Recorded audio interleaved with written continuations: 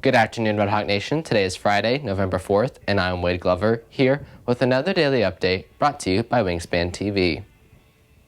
While most students play for a local team, junior Sophie Kwan represents the United States in a rock climbing tournament in China. WTV's Neha Paramala goes behind the scenes leading up to the big day. Hanging by her right hand, she struggles to find a foothold. Her body aches with each move, her mind racing to what's next. Reaching up, she finally grasps the top. Swinging her legs, she pulls herself atop.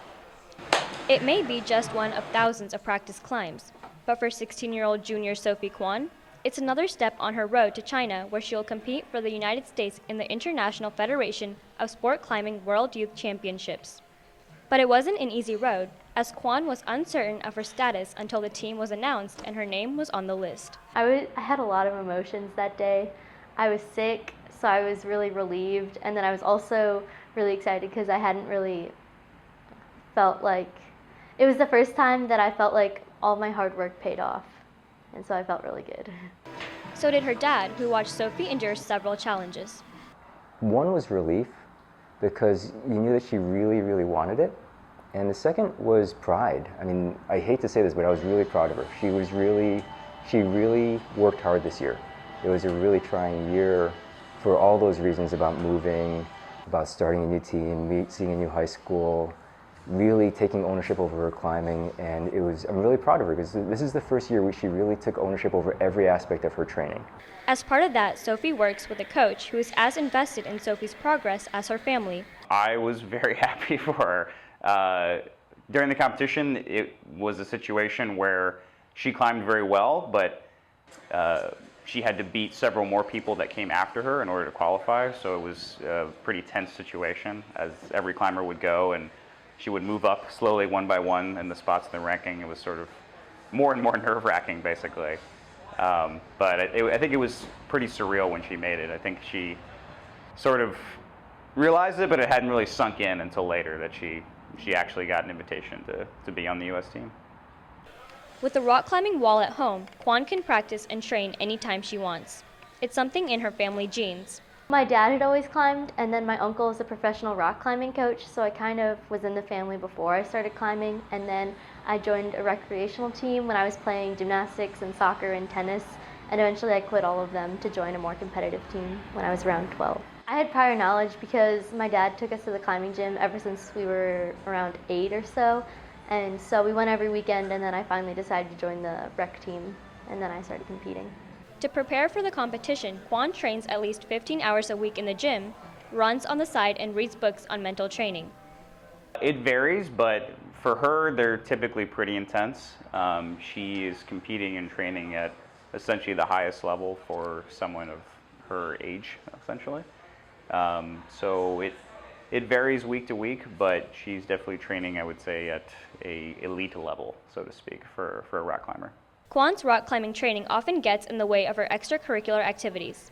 I guess I just have to, when I get home from school, I have to start my homework and do as much as I can, and then I go to practice, and then I finish my homework, and then just try and do it as fast as possible so that I can get the sleep that I need. It's definitely been getting harder as I've been progressing through high school. It's kind of hard knowing that I'm missing out on something social like homecoming or something because I have to train, but it all pays off in the end, so I keep having to remind myself that. The competition starts Sunday and continues through November 13th. I'm Neha Paramala reporting for WTV. The girls' basketball season tips off tonight against McKinney High School in the Nest. WTV's Jennifer Hernandez has more about their team and the outlook for the season. After falling short in the state championship last year, the varsity team returns the entire roster, which could mean another long playoff run. Last year, the team went 31-6 on the year with the 15-1 district record to win their fourth straight district championship. Among the team's highlights before losing in the state championship game, an 18-game winning streak.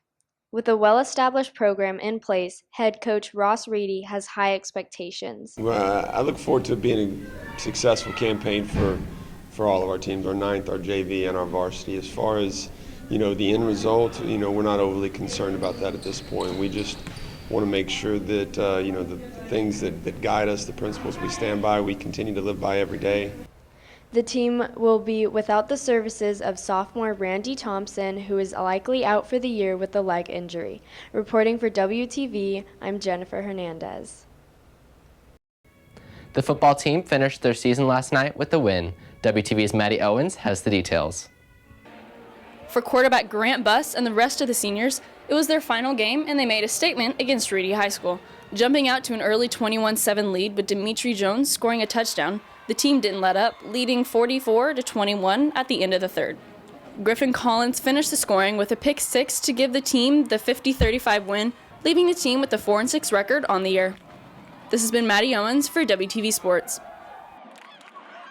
On this week's edition of My Life As, WTV takes a look at the full court life of varsity basketball player Caitlin Birch.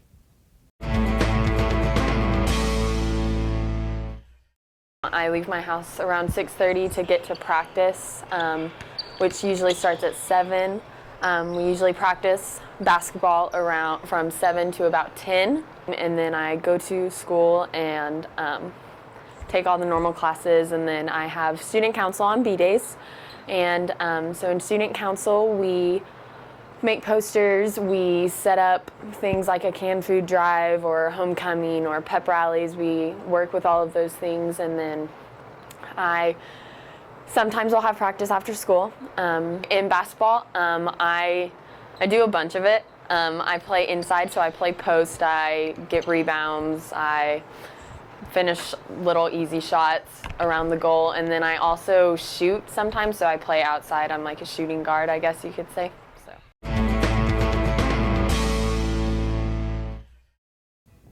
If you're looking for more from Wingspan, follow us at Liberty Wingspan on Twitter, Instagram, and Facebook.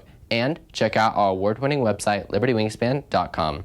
Please stay tuned for today's announcements. Tickets are now on sale for Shrek the Musical. Students will not be able to park in the teacher parking lot by the tennis courts anymore until after 2:30 p.m. The entire east side of the school is open for parking. The annual food drive starts Monday, November 7th.